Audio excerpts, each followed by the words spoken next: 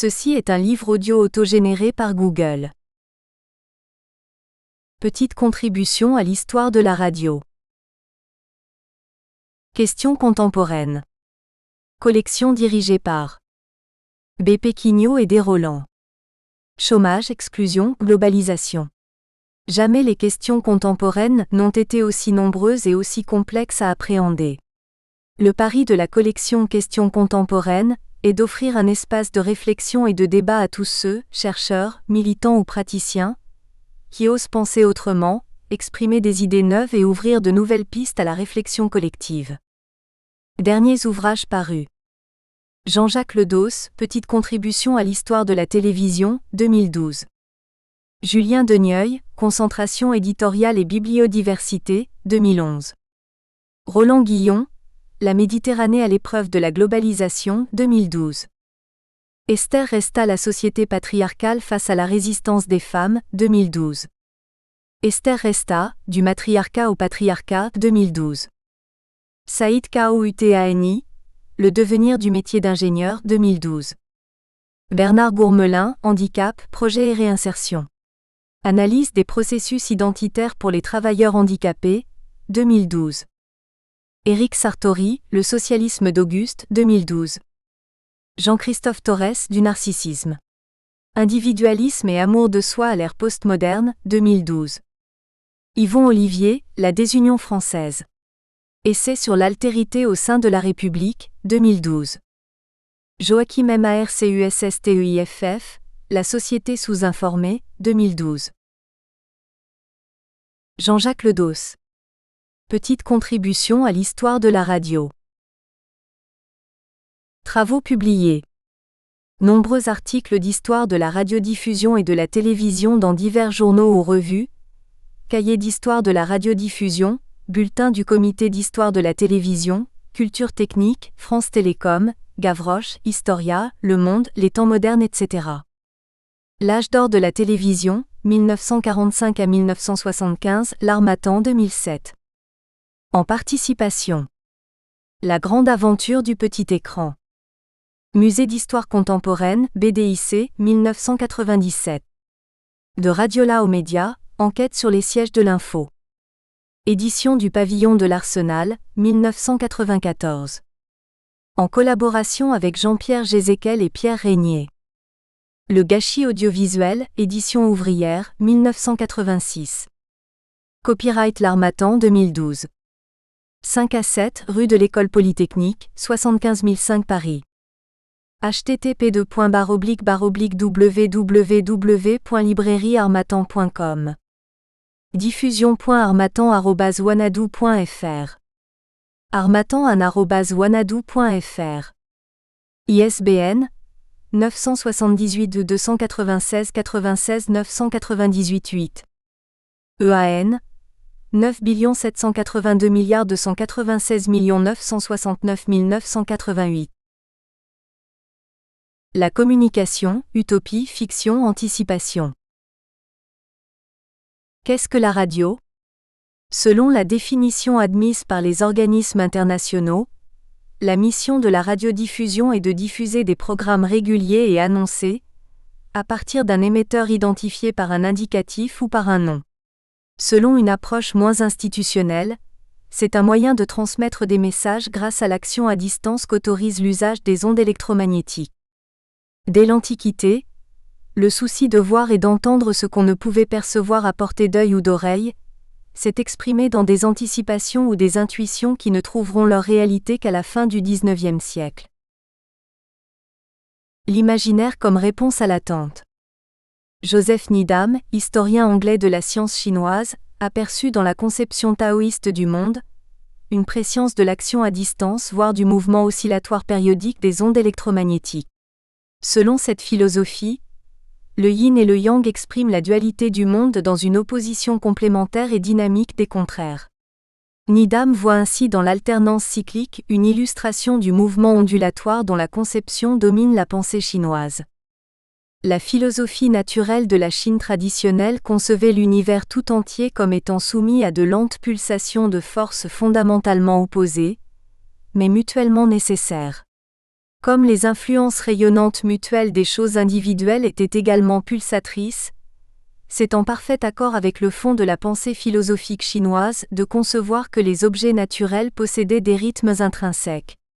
De telles influences mutuelles pouvaient être effectives à très grande distance et opérer d'une manière analogue à des ondes ou à des vibrations, dépendant en dernière instance des alternances rythmiques, à tous les niveaux, de deux forces fondamentales, le yin et le yang. Ne peut-on trouver plus tard, dans l'imagination du poète latin Lucrèce, une anticipation des ondes lorsqu'il décrit les simulacres ? Sorte de membrane légère détachée de la surface des corps et qui voltige en tous sens dans les airs. Il existe donc pour tous les corps des reproductions exactes et subtiles, dont les éléments isolés échappent à la vue. Sache maintenant quelle est la vitesse de ces simulacres, avec quelle agilité ils traversent les airs, capables de franchir en un court instant de longues distances. Les simulacres également doivent pouvoir parcourir en un instant des distances inouïes. D'abord parce qu'ils ont derrière eux une minuscule cause qui les pousse et les projette en avant. Ensuite parce que leur tissu est de si faible densité qu'ils peuvent pénétrer sans peine tous les corps et s'infiltrer pour ainsi dire dans les vides d'air d'eux. Lucien de Samosate, grec du IIe siècle de notre ère, l'un des plus anciens auteurs connus de romans, évoque les prodiges d'un monde imaginaire extraterrestre dans Histoire véritable. J'ai vu une autre merveille. Un très grand miroir est disposé au-dessus d'un puits qui n'est pas fort profond. Si quelqu'un descend dans ce puits, il entend ce qui se dit chez nous sur la terre, et si l'on regarde dans ce miroir, on voit toutes les cités, toutes les nations comme si l'on était au milieu d'elles trois. Du merveilleux à l'utopie. Le miroir dont on retrouve la trace dans tous les épisodes inspirés du roman d'Alexandre, est une anticipation de la vision à distance qui accompagne celle de la parole. Elle rappelle l'usage du miroir magique, dont l'usage imaginaire était un apanage des monarques depuis la haute Antiquité 4. Dans une évocation des prodiges de l'Antiquité égyptienne, certains auteurs arabes du IXe siècle de notre ère annoncent la radiotélévision. Je suis Mizram le géant, le découvreur de secrets, le vainqueur, le dominateur. J'ai établi les talismans sûrs, les images qui parlent 5. Tout un secteur médiéval a bien connu ces arts secrets qui exigent une technique minutieuse, au sens le plus moderne du terme, mais qui en même temps, usent de magie sympathique pour agir à distance. Écrit Maurice de Gandillac qui ajoute : l'architecture, la sculpture, la politique elle-même qui auréole de pouvoir magique le chevalier ou le roi sont loin d'être entièrement rationalisés. 6. Au XVIe siècle, le philosophe padouen Pomponazzi, en délicatesse avec la théologie, formule l'hypothèse que la causalité naturelle se présente souvent comme action à distance, comme sympathie, comme transmission d'effets occultes. 7. Au XVIIe siècle, Charles Sorel, 1582 à 1674, un contemporain de Cyrano de Bergerac, imagine des sortes d'éponges qui retiendraient les paroles et les retransmettraient à distance lorsqu'on les exprimerait. 8. La Cité du Soleil, publié en 1623, est un classique de l'utopie. Son auteur, Tommaso Campanella, auquel un séjour prolongé dans les prisons espagnoles a laissé le temps d'imaginer un monde meilleur, en décrit les instruments. Parmi ceux-ci, 1. Écouteur pouvant capter l'harmonie que produit le mouvement des planètes. Il s'agit peut-être d'une réminiscence de l'harmonie des sphères, l'utopie des anciens philosophes grecs. Contemporain de Campanella, l'homme politique et philosophe Francis Bacon imagine dans la Nouvelle Atlantide une cité idéale dotée de moyens de communication inédits, pour transporter les sons dans des conduits sur de longues distances et sur des trajets sinueux. 9. Quelques années plus tard, le père jésuite Athanasius Kircher évoquait dans Armania Lucis et Umbrae les subterfuges de la vision à distance par les jeux de miroir. Il n'a pas, pour autant, négligé la transmission à distance du son. Au siècle dernier, un chroniqueur scientifique rappelait l'utopie du jésuite et la mettait au goût du jour. Nous appelons l'attention de nos lecteurs sur une combinaison fort curieuse dont le but est de transporter à distance toutes les conversations qui se tiennent et tous les bruits qui se produisent dans une chambre de vaste dimension, dont le plafond est occupé par une sorte de conque dont la courbure a été donnée par une longue expérience et qui se termine par un tube acoustique. Pénétré de cette idée, aussi pieuse que profonde, que ce qu'il y a de mieux à faire est de chercher à appliquer à l'industrie humaine les principes dont la divinité s'est servie elle-même dans la création de ces admirables machines qui se nomment les animaux, Le père Kircher a montré d'une façon évidente quoique grossière, la partie extérieure de l'oreille humaine et le conduit auditif. À cette place, l'électricien moderne pourra appliquer la membrane métallique d'un téléphone ou la tige de carbone d'un microphone 10. S'il est assez habile pour réussir, il pourra transporter à distance un opéra, le discours d'un grand orateur, et faire entendre à l'exposition internationale les concerts du Trocadéro. Sa tâche sera même facilitée en ce sens que le tube acoustique pourra être supprimé, puisqu'il est remplacé avec un incomparable avantage par des fils télégraphiques d'une longueur pour ainsi dire indéfinie 11. Un siècle plus tard, Tiphaine de la Roche, médecin normand et honnête homme du XVIIIe siècle, ne doit pas ignorer les œuvres de Lucien, ni peut-être la tradition moyenne-orientale des voyages fantastiques travestis en voyages initiatiques, dont le goût s'était développé en Occident jusqu'à la Renaissance, sous l'influence du roman d'Alexandre XII. Le roman de Tiphaine, Gifanti 1760, a la forme d'un conte voltairien. Le héros, son double, échoue après une tempête sur une île environnée de déserts inaccessibles, son nom est Gifanti. Il est bientôt initié aux mystères et merveilles du lieu. Un miroir permet de voir ce qui se passe ailleurs en posant le doigt. Anticipation de l'ordinateur qui permet de voir au moins le paysage en déplaçant le pointeur sur Google Earth, sur une map monde. On peut y voir tous les pays du monde et entendre les paroles qui s'y échangent. Le préfet de Gifanti me présenta un miroir. Tu ne peux que deviner les choses, me dit-il, mais avec ta baguette et cette glace, tu vas entendre et voir tout à la fois, rien ne t'échappera, tu seras présent à tout ce qui se passe. De distance en distance, poursuivit l'esprit élémentaire, il se trouve dans l'atmosphère des portions d'air que les esprits ont tellement arrangées, qu'elles reçoivent les rayons réfléchis des différents endroits de la Terre, Esperluette les renvoie au miroir que tu as sous les yeux. De manière qu'en inclinant la glace en différents sens, on y voit différentes parties de la surface de la Terre. En moins d'un quart d'heure, je passais toute la Terre en revue. L'île reçoit aussi tous les bruits de la Terre en un globe d'un diamètre considérable. Nous pensons par analogie au radome, la structure sphérique qui abrita, en 1962, au centre de télécommunications du CNET, à Plumeur-Baudou, la première antenne de réception des signaux transmis par le satellite Telstar. De petits canaux imperceptibles, reprit le préfet, viennent de chaque point de la superficie de la Terre aboutir à ce globe. Remarque tel point de ce globe qu'il te plaira. En y posant la pointe de la baguette que je te mets aux mains et portant l'autre extrémité à ton oreille, tu vas entendre distinctement tout ce qui se dit dans l'endroit correspondant de la Terre. Hélas, le spectacle du monde n'est pas idyllique. L'observateur en retire un désenchantement qui flotte, il est vrai, dans l'air du temps, mais on peut y lire aussi l'anticipation. Je cherchais longtemps le bonheur, Esperluette ne le trouvait nulle part, pas même dans ces royaumes que nous appelons florissants. J'en aperçus seulement quelques traces dans les campagnes que l'éloignement mettait à couvert de la contagion des villes.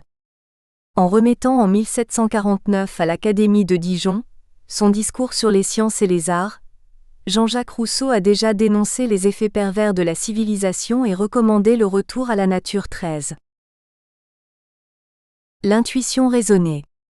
À la même époque, le mathématicien suisse Leonhard Euler écrit dans un ouvrage pédagogique destiné à l'une de ses élèves. Il est très naturel que les terres puissent, sous des circonstances semblables, recevoir des ébranlements et les continuer en tous sens à de plus grandes distances. Comme les ébranlements de l'air nous fournissent le son, qu'est-ce que pourraient bien nous fournir les ébranlements de l'éther ? Je crois que votre Altesse le devinera aisément, c'est la lumière et les rayons 14. L'imaginaire stimulé par la science. Contemporain de Robida, le comte Didier de Chouzy est un inconnu qui a écrit un chef-d'œuvre, Inis 1883, ouvrage à peine moins inconnu que lui puisqu'il n'est cité que par Alfred Jarry en 1903, avec quelques mots flatteurs et une citation 15. Dans ce roman, l'auteur anticipe la géothermie en imaginant la création d'une compagnie générale d'éclairage et de chauffage par le feu central de la Terre, mais aussi la robotique dont les outils, atmophytes, sont animés par la vapeur que produit le feu central. L'un des héros de l'histoire dispose d'un téléchromophotophonothétroscope, un appareil qui permet de recevoir à distance des images en couleur et des sons. Un professeur anglais, John Perry, s'intéresse à la transmission à distance. Dans une communication à la London Institution, il évoque le Dessin publié dans Ponche d'un couple âgé regardant sur le mur de son salon l'image de ses enfants jouant au tennis en Inde et dialoguant avec eux par téléphone, m'a immédiatement incité à m'intéresser à cette affaire avec Mr. Ayrton 16. Dans une conférence prononcée devant les membres de l'Applied Chemistry and Physics Section of the Society of Art, à Londres, le 24 mars 1881, il décrit avec précision le monde de la communication audiovisuelle instantanée tel que nous l'avons connu 100 ans plus tard. The Electrician en reproduit le texte, dans son numéro du 14 mai 1881. Oliver Lodge exprime un espoir identique, Nature 1881, January 27. En 1888, l'auteur américain Edward Bellamy, dont l'imagination s'exprime plus volontiers dans le domaine de l'utopie sociale, évoque dans Looking Backward la diffusion par câble, financée par une redevance, d'un choix de programmes musicaux. L'une des héroïnes du roman propose : « Avez-vous réellement envie d'entendre quelque chose ? Je lui assurai de nouveau que j'en serais enchantée. Alors suivez-moi dans la chambre à musique, dit-elle. Et elle me mena dans une chambre entièrement boisée sans tenture ni tapis. Je m'attendais à quelque invention extraordinaire, mais je ne voyais rien dans tout ce qui m'entourait qui fit soupçonner la présence d'un instrument. Edith s'amusait follement de ma stupéfaction. Veuillez jeter un regard sur le programme d'aujourd'hui, me dit-elle, en me tendant une feuille de papier imprimée et choisissez le morceau que vous désirez entendre. Rappelez-vous qu'il est maintenant 5 heures. Le programme portait la date du 12 septembre 2000 et c'était bien le programme le plus long que j'eusse jamais lu.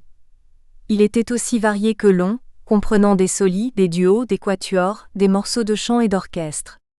Je regardais de plus en plus ahuri, lorsque l'ongle rose d'Edith me montra une rubrique spéciale où se trouvaient encadrés différents titres avec la mention 5 heures. C'est alors que je m'aperçus que ce programme représentait le menu musical de la journée tout entière, et était divisé en 24 compartiments correspondant aux 24 heures. 5 heures ne comprenaient qu'un petit nombre de numéros, et je choisis un morceau d'orgue. C'est grandiose, m'écriai-je, lorsque la dernière vague sonore se fut perdue dans le silence, c'est Bach en personne. Mais où est l'instrument ? Un moment, dit Edith. Écoutez encore cette valse avant de m'interrompre. Je la trouve si jolie.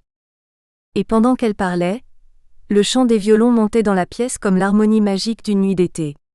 Quand ce second morceau fut terminé, elle dit : « Il n'y a rien de mystérieux dans notre musique ainsi que vous le semblez le croire.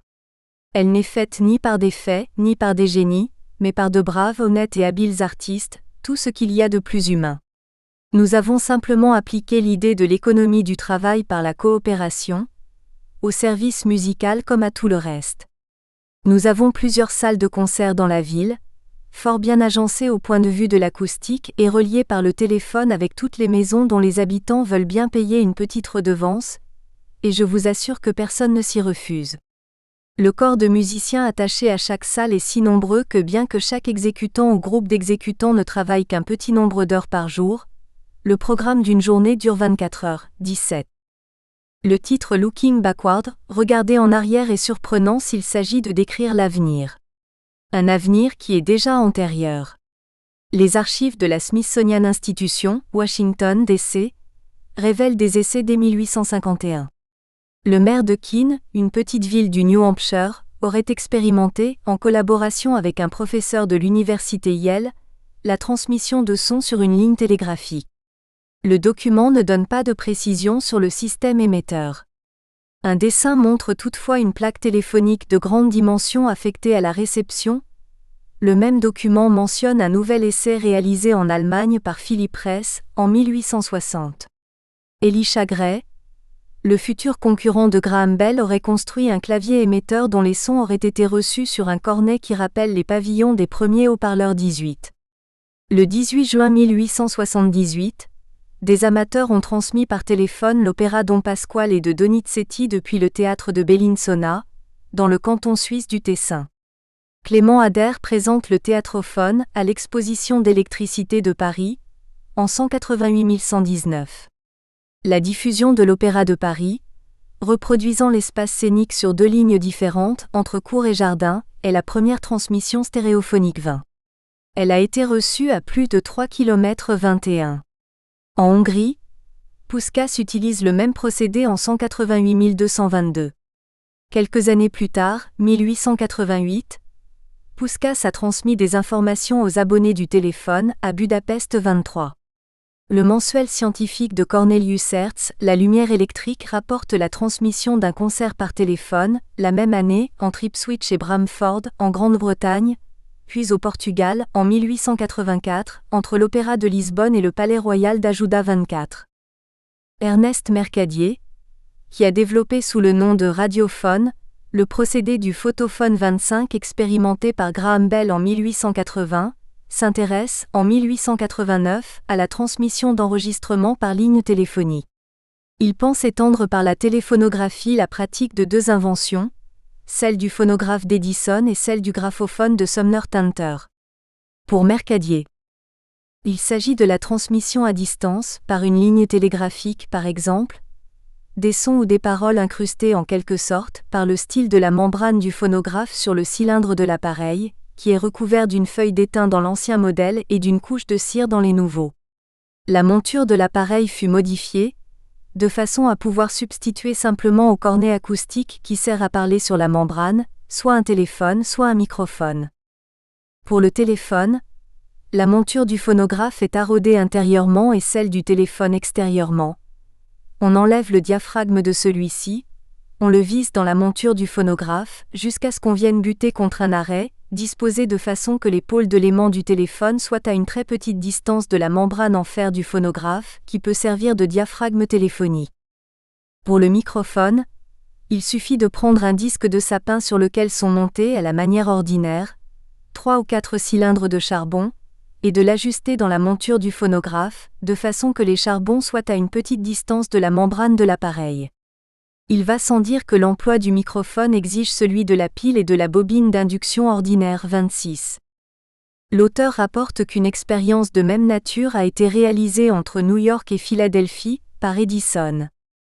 Dans les dernières années du XIXe siècle, la multiplication des projets de transmission à distance ôte tout caractère d'anticipation à un court roman de Jules Verne, La journée d'un journaliste américain en 1889, ou à des ouvrages comme The Romance of Electricity par John Munro, 1893, L'œil de cristal, par H.G. Wells, 1897. Jules Verne, qu'on dit auteur de romans d'anticipation, n'est pas le premier à imaginer la transmission d'images et de sons à distance lorsqu'il décrit la relation entre un homme à New York et sa femme à Paris. Dans l'appartement new-yorkais du directeur du quotidien Earth Herald. La table est dressée. Francis Bennett y prend place. À portée de sa main est disposée une série de robinets, et devant lui, s'arrondit la glace d'un phonotéléphone, sur laquelle apparaît la salle à manger de son hôtel de Paris. Malgré la différence d'heure, Mr. et Mrs. Bennett se sont entendus pour déjeuner en même temps. Rien de charmant comme d'être ainsi en tête-à-tête malgré la distance, de se voir, de se parler au moyen des appareils téléphotiques. La transmission de son à distance est encore évoquée dans Le secret de William Storitz 27. Le héros dispose du don, ou plus vraisemblablement dans la démarche littéraire de Jules Verne, du moyen de disparaître ou de faire disparaître qui il veut et de faire entendre sa voix à distance. L'on crut reconnaître la double intervention des rayons Röntgen et de l'électricité. La prospective remplace l'anticipation à moins que le romancier ne puise son invention dans la littérature scientifique de son époque, voir chez Chouzy ou Robida 28. Dans Le Château des Carpates 1892, les apparitions et la voix dont on ignore la source ne révèlent in fine que des trucs d'illusionnistes. En juillet 1898, on peut lire dans Le Temps, un quotidien dont l'audace n'est pas l'enseigne. L'on nous promet pour 1900 de nous faire voir ceux de nos amis qui déambuleront à Carcassonne ou à Montélimar aussi distinctement que s'ils étaient assis à nos côtés. Hugo Gernsback, 1884 à 1967, mérite une attention particulière. Né au Luxembourg, il s'est installé très jeune dans le monde des médias comme journaliste, éditeur de périodiques consacrés à la radio et à la science-fiction qu'il préférait désigner comme scientifiction, et comme auteur 29. Il publie en 1911 Ralph 124 C41 que l'on peut considérer comme le catalogue de quelques-unes des inventions qui auront marqué le XXe siècle. Les textiles artificiels, les alliages légers et inoxydables et bien entendu, les moyens de communiquer par les ondes, radars et satellites compris. Sur la couverture d'une des éditions ultérieures 30, un dessin préfigure, avec une grande précision, le premier satellite de communication, Telstar, lancé en 1962. Si le téléphote n'est pas encore réalisé en 1911, le télotographe évoqué est une invention du siècle passé. Le téléradiographe annonce le bélinographe. Deux appareils encore imaginaires retiennent l'attention. Gernsback décrit ainsi le fonctionnement de ce que nous connaissons comme radar et qu'il appelle actinoscope. Une onde à impulsion, dirigée sur un objet de métal, peut être réfléchie comme un rayon lumineux sur une surface brillante ou un miroir. En utilisant l'appareil complet comme un projecteur, les ondes pourraient couvrir une zone étendue. Tôt ou tard, les ondes rencontreraient un objet évoluant dans l'espace.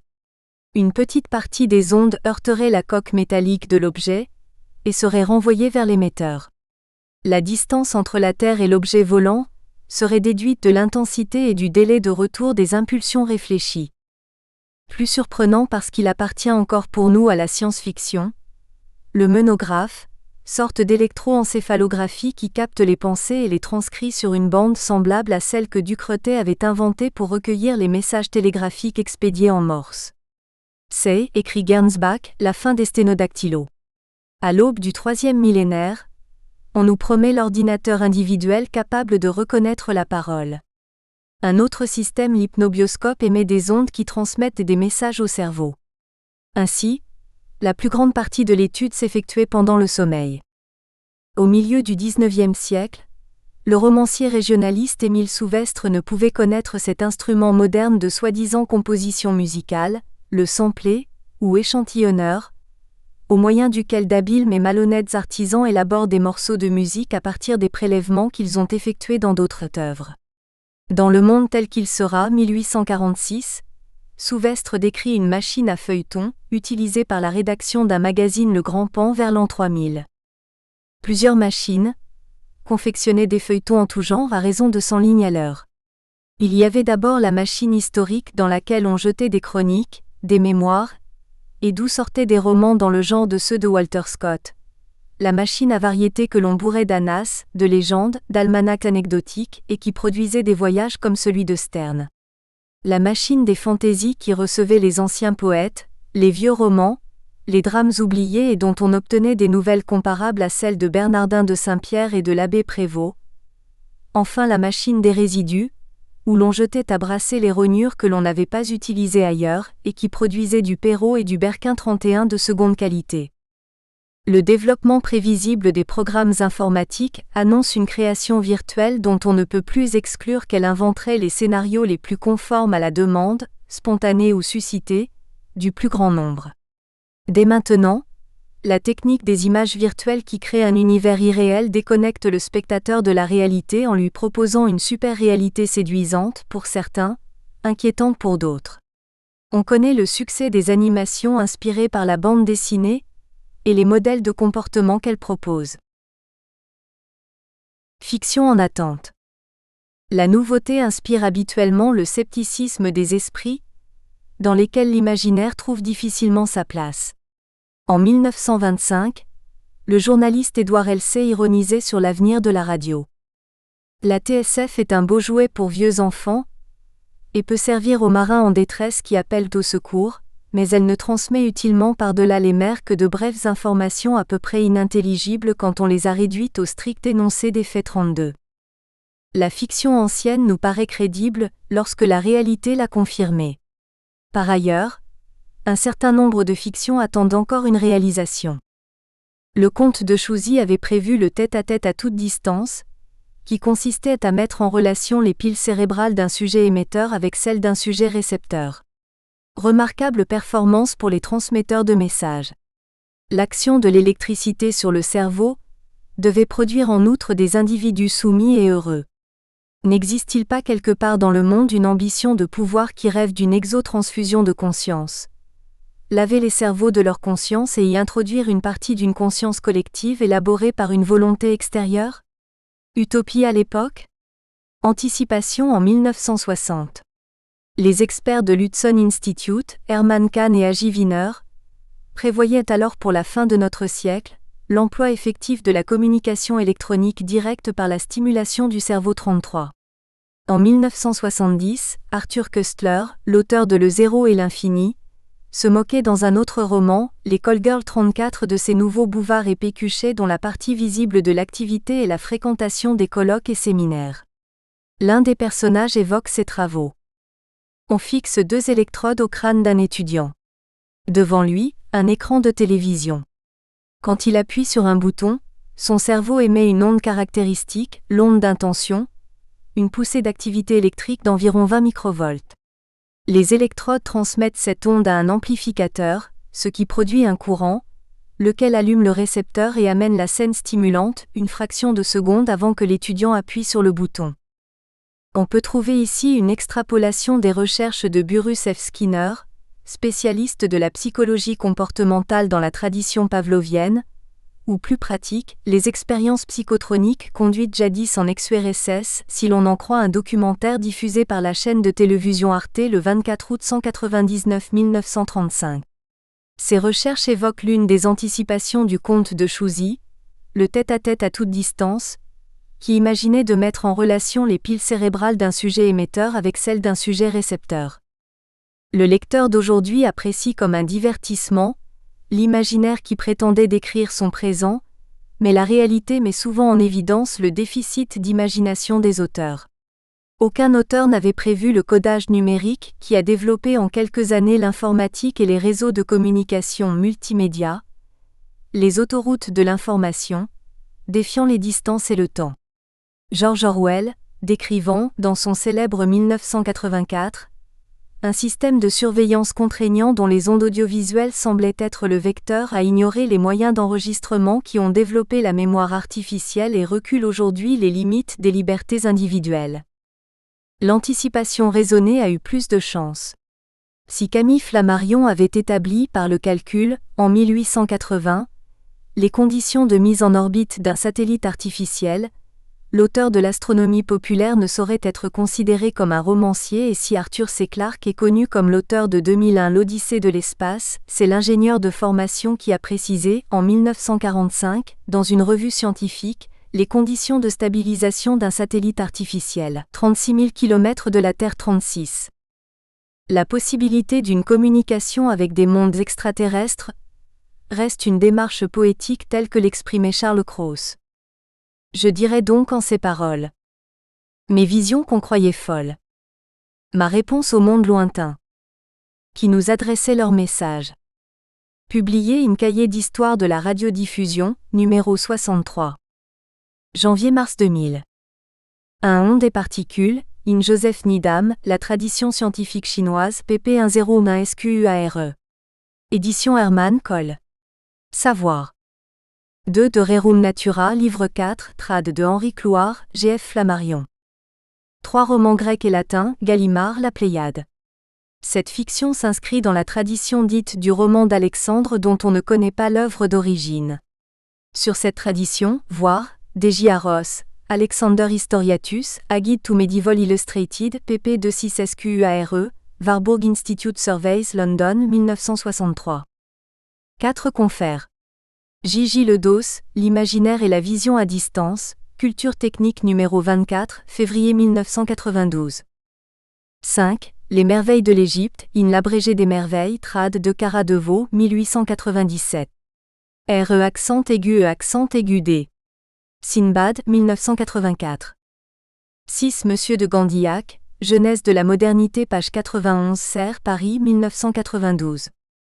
7. D'après un ouvrage posthume, De Naturalium Effectuum Causis, cité par Yvon Bellaval in La philosophie de la Renaissance, Histoire de la philosophie, tome 2, Encyclopédie de la Pléiade, Gallimard, Paris, 1973. 8. Le Courrier véritable, 1632. Cité par Pierre Versin in Encyclopédie de l'utopie et de la science-fiction, édition L'Âge d'Homme, 1972. 9. Armand Matelard, Histoire de l'utopie planétaire, de la cité prophétique à la société globale, édition La Découverte, 1999.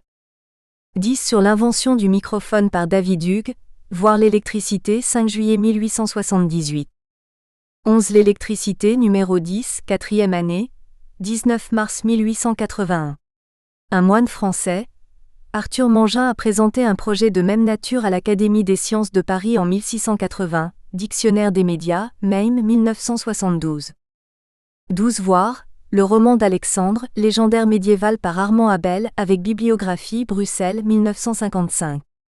13 voir la réédition du contrat social précédé du discours sur les sciences et les arts présenté par Hergé Schwarzenberg, Segers 1971. 14 lettres à une princesse d'Allemagne sur quelques sujets de physique et de philosophie, 1768, édition Charpentier Paris 1843. 15 Pierre Versins dans Encyclopédie de l'utopie et de la science-fiction, 1972. 16 Georges Dumaurier, Edison's Téléphonoscope transmis Light à Well a Sound, Ponche, volume 75 1878, décembre 9. 17 Cité dans Sonovision, décembre 1982. 18 Elliot Sivovich, Musical Broadcasting in the 19th Century, in Audio, June 1967, source, New York Public Library. 19 Le Magasin Pittoresque, 1882. Un schéma de prise de son stéréophonique au moyen de microphones de type Hughes est publié dans Audio, Hop Site. 20 Clément Ader a déposé un brevet, en Allemagne, le 30 août 1881. 21 Scientific American, 1881, décembre 3. 22 Semantic versus the First Broadcasting Station, in Journal of Broadcasting Vol. XI numéro 3 Summer 1967. 23 Radiodiffusion numéro 2, UIR, Genève 1936. 24 La lumière électrique, 4 février 1882 et 29 mars 1884. 25 Scientific American 1880, June 5. Voir aussi le centenaire de la radio, dans les cahiers d'histoire de la radiodiffusion, juin-août 1996. 26 sur la téléphonographie par E. Mercadier in La lumière électrique, 11e année tome 32, numéro 16, 20 avril 1889. 27 réédition Suverbi, Rodet, 1985. 28 Auteur de Le XXe siècle et la vie électrique, Georges Decaux éditeur. 1884. 29 d'après Pierre Versins, Encyclopédie de l'utopie et de la science-fiction. Édition L'Âge d'Homme, Lausanne 1972. 30 The Electrical Expérimenté, 1915, June. 31 Écrivains français, 1747 à 1791.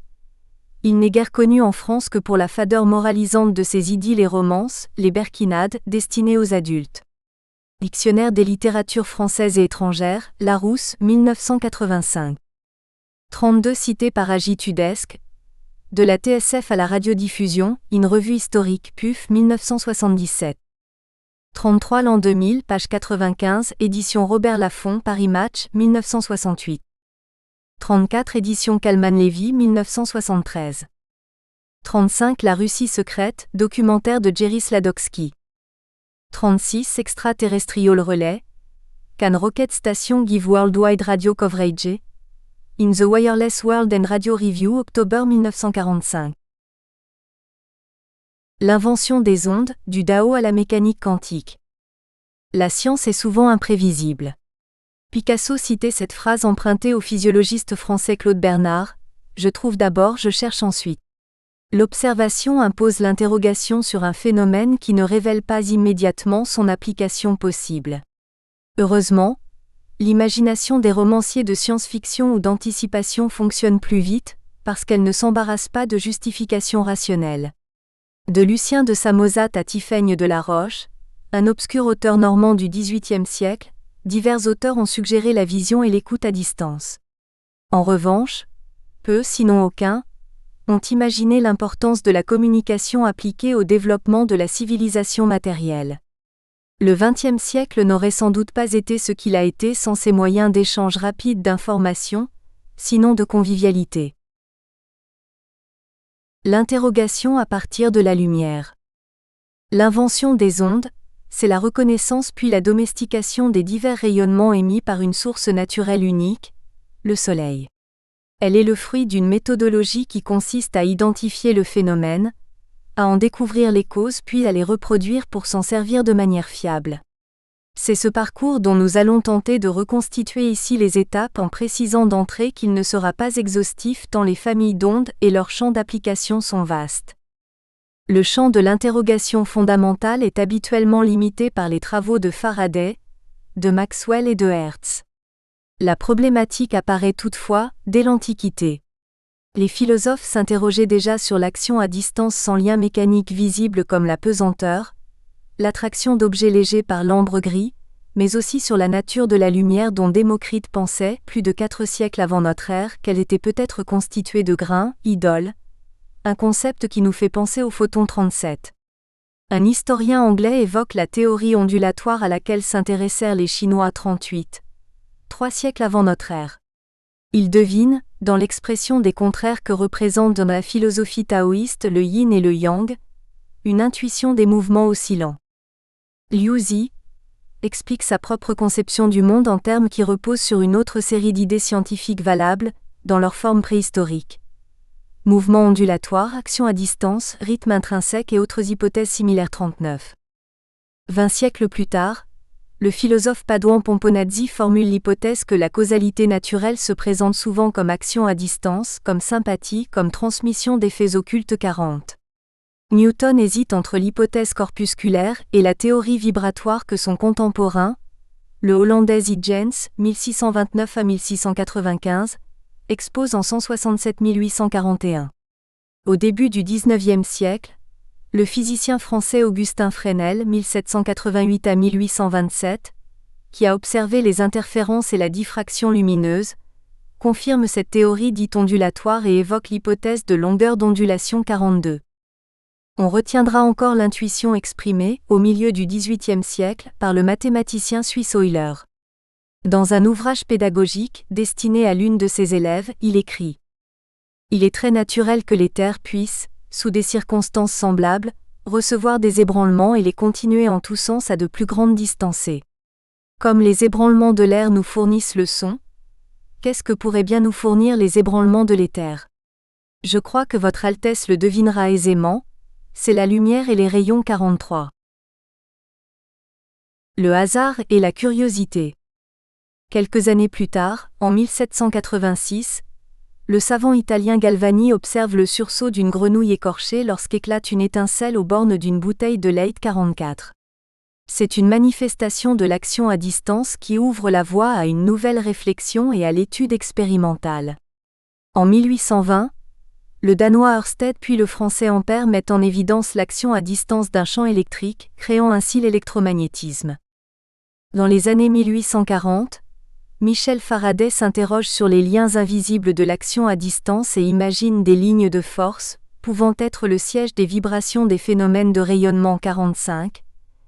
La théorie n'exclut pas que d'autres manifestations puissent avoir la même nature électrique et magnétique. Il semble que nous ayons une forte raison de conclure que la lumière elle-même, y compris la chaleur rayonnante et d'autres radiations s'il en est une perturbation électromagnétique 46. Ce concept inspirera la réflexion de Maxwell, physicien écossais, qui énonce en 1868 un système d'équations du champ électromagnétique appliqué à la lumière sans exclure d'autres manifestations de même nature. Ce modèle mathématique valide l'intuition de Faraday.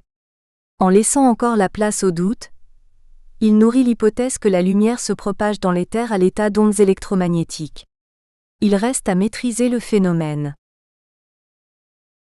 De l'observation à la réflexion. Au cours des années 1870, divers physiciens, comme Thomas Edison, Elihu Thomson et Edwin Houston ont observé l'action à distance d'un choc électrique en l'absence du lien matériel que constitue le fil électrique 47. L'éclatement d'une étincelle aux bornes d'une bobine de Ruhmkorff est perceptible dans l'espace ouvert d'une boucle de fil 48. À la même époque, un savant irlandais, G. F. Fitzgerald, informé des travaux théoriques de Maxwell, avance l'hypothèse d'une production, origination d'ondes par des moyens électriques 49. De la réflexion à l'expérimentation. Quelques années plus tard, le physicien allemand Heinrich Hertz ne laisse plus de doute sur la nature ondulatoire des ondes. Depuis les recherches de Young et de Fresnel, nous savons que c'est un mouvement ondulatoire. Nous connaissons la vitesse des ondes, leur longueur, nous savons que ce sont des ondes transversales. En un mot, nous possédons toutes les conditions géométriques du mouvement 5 ans. Il observe à son tour le phénomène d'ébranlement électrique provoqué par l'éclatement d'une étincelle, transmis et reproduit à distance dans une boucle de fil métallique.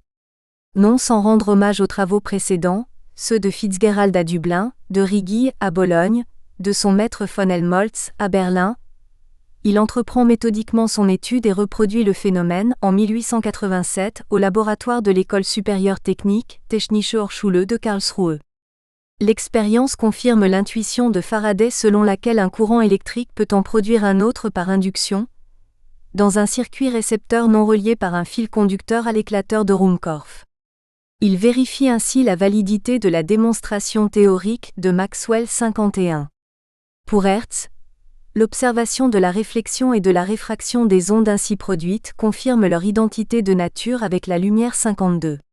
Il écrit : depuis les recherches de Young et de Fresnel, nous savons que c'est un mouvement ondulatoire. Nous connaissons la vitesse des ondes, leur longueur, nous savons que ce sont des ondes transversales. En un mot, nous possédons toutes les conditions géométriques du mouvement 53. Le débat se poursuit alors sur la nature et les propriétés du milieu, l'éther, dans lequel le phénomène se produit. Il ne semble pas toutefois que Hertz, surtout attentif à l'observation d'une manifestation physique, ait imaginé l'usage que la transmission sans fil de signaux pourrait apporter à la communication télégraphique. À la même époque, Oliver Lodge a présenté à la communauté scientifique anglaise le résultat de ses observations sur la décharge électrique aux bornes d'une bouteille de Leyde. Il évoque la production d'ondes d'éther et leur mesure 54. En 1890, un professeur de physique à l'Institut catholique de Paris, Édouard Branly, observe qu'un amas de limaille de fer contenu dans un tube de verre devient conducteur lorsqu'une étincelle éclate à proximité. Dès 1884, Thémistocle Calzecchi-Onesti, professeur de physique au lycée Annibal Caro de Fermo, avait déjà mis en évidence la conductibilité de la limaille métallique traversée par un courant électrique 55. Calzecchi-Onesti appelle ce dispositif cohéreur. L'expression cohérer sera appliquée quelques années plus tard, par Oliver Lodge au tube à limaille que Branly nommait en 1890 radioconducteur. Peut-être conviendrait-il plutôt, comme l'a suggéré un historien italien des sciences, de le désigner comme tube de Calzecchi-Branly 56 ? La détection des ondes devient possible mais pas plus que Hertz. Branly ne semble avoir prévu l'application de sa découverte à la réception des signaux transmis sans fil.